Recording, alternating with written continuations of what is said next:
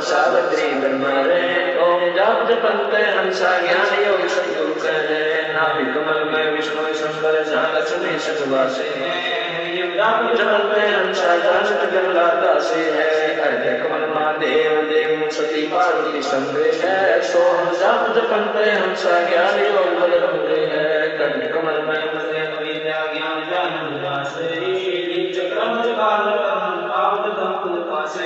त्रिपुटी कमल परम सदगुरु समृत आप हैं मन पावना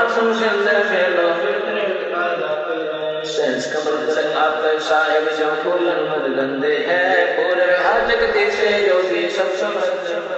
रीढ़ की हड्डी बैकबोन के अंदरली साइड में, बैकबोन जिसको बोलते हैं रीढ़ की हड्डी, इसके अंदर की तरफ ये जहां नीचे जाके समाप्त होती है और वहां से 1 उंगल 2 उंगल ऊपर अंदर की साइड में ये मूल कमल है। उसकी 4 पंखड़ियां हैं। गणेश जी का वहां निवास है, यानी गणेश जी अपने लोक में रहता। जैसे चैनल होते हैं ना, चैनल, टीवी चैनल, उनका प्रसारण स्थान तो कहीं और होता है, एक केंद्र होता है, और वहां से उस टीवी से जो प्रोग्राम चलता है वो प्रत्येक के टीवी में, उस चैनल पर टीवी में देखा जा सकता। ऐसे ही शरीर को टीवी समझो, इसमें ये चैनल हैं 7 चैनल। तो इनमें 5 चैनलों के विशेष मंत्र दिए गए हैं।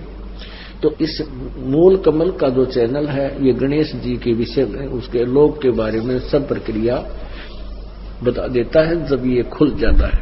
और ऐसे ही फिर उससे ऊपर स्वाद चक्र बोलते हैं जिसको, उसमें सावित्री और ब्रह्मा का वासा है और उसकी 6 पंखड़ी है, उसका मंत्र है जो हम आपको देते हैं। वो एक नाभि कमल है, उसमें विष्णु और लक्ष्मी जी का वास है, उसका आपको मंत्र दिया जाता है, उसके जाप से ये खुलता है। हृदय कमल में शिव और पार्वती का मंत्र दिया जाता है, वो और मंत्र है, वो जिसके जाप से खुल जाता है।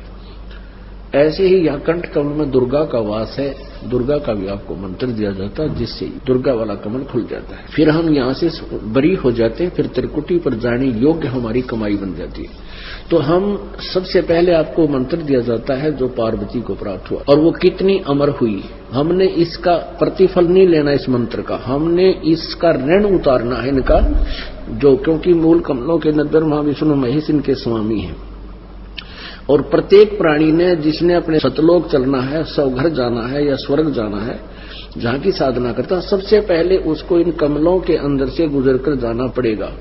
अब क्या कहते हैं ये अनजान संतों के शिष्य और अनजान संत कहते हैं रास्ते अलग अलग है, जाना एक ही स्थान है। ये भूल है उनकी, क्योंकि प्रत्येक प्राणी को अपने कमलों को खोलकर ही जाना है और दूसरा रास्ता है, एक ही रास्ता है, एक ही मंत्र है और कोई मंत्र नहीं जो ऊंचा भी नहीं जो इन कमलों को खोल सके। उसके बाद फिर आपको सतनाम दिया जाएगा।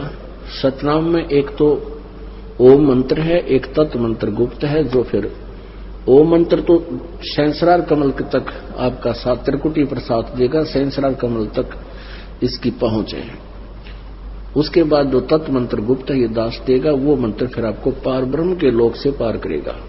तो हम यहां से जब चलेंगे तो ब्रह्मा विष्णु महेश जी की जो हमारे ऊपर कर्जा है वो इनको इस मंत्र के जाप की कमाई छोड़ देंगे, ये हमें बरी कर देंगे। जैसे आप किसी विदेश में गए हो और वहां कोई फैक्ट्री लगा ली छोटी मोटी, आप क्या धंधा ठीक चला कोई ना, आपका बिजली का कनेक्शन कट गया, टेलीफोन कनेक्शन कट गया, पानी का कनेक्शन कट गया, और भी असुविधाएं होगी, तो वो आपकी कंपनी फेल होगी, बंद होगी।